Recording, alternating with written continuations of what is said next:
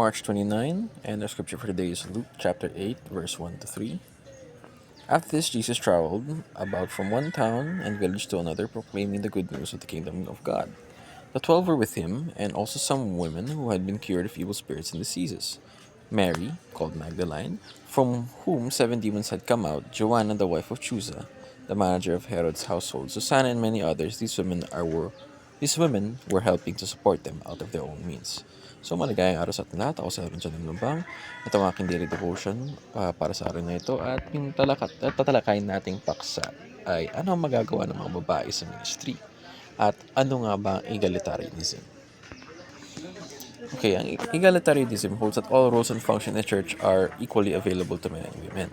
Ang sinasabi dito ay ito ay interchangeable. No? So, mali kung ikaw lalaki man o babae, ang tutuparin mong papel pagdating sa bahay-sambahan o ay interchangeable sa mga babae. So, pagiging usher, pagtuturo, pagiging pastor. Ganyan. So, sunod, this view emphasizes that in Christ there is neither male nor female and that all believers are empowered by the Holy Spirit to serve God without gender distinctions. Egalitarianism stands in contrast to complementarianism, which teaches distinct roles for men and women within the church and family. So, yung egalitarianism, sabihin natin interchangeable, at yung roles na pwedeng pagpalit-palitan, basta't ito ay nagsaservisyo pa rin sa Panginoon. Ngunit ang complementarianism ay tuloy pa rin may value ang babae at lalaki sa belief na ito.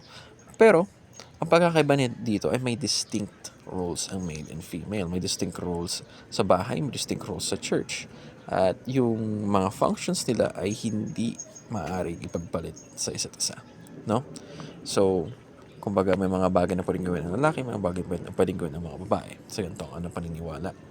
So, tingnan natin ang ating mga katuturan. Una, the Holy Spirit empowers all believers. So, yung kailangan natin isipin pa rin dito na despite being male or female, in the end, we are all believers. No?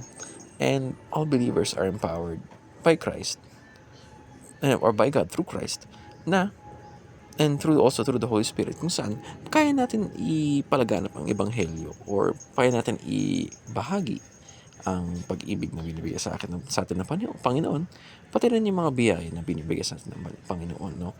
Tayo ay pwedeng, we are all empowered, so we're able to pray for others, we're able to bless others, we're able to do many things in the name of Christ. No? Pati ibahin yung buhay natin, pati ibahin yung buhay ng ibang mga tao sa pamamagitan ni Yesu Cristo.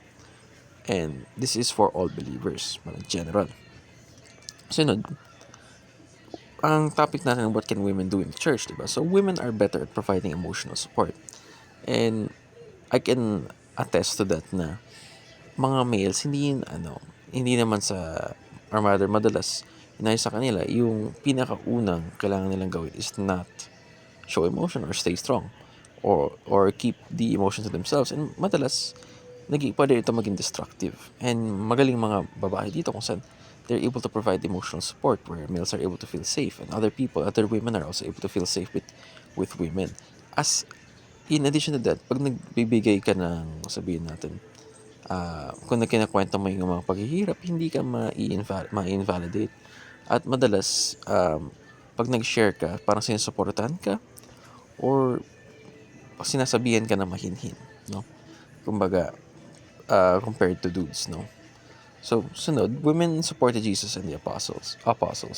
So, kagaya na sa binasa natin.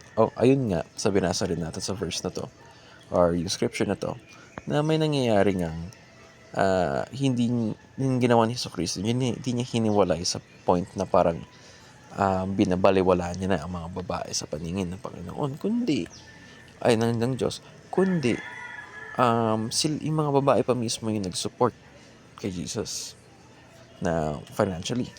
Nalala ko sa sinabi ni Pastor Russell Ocampo. And yun lamang. Salamat po sa pakikinig at mabuhay.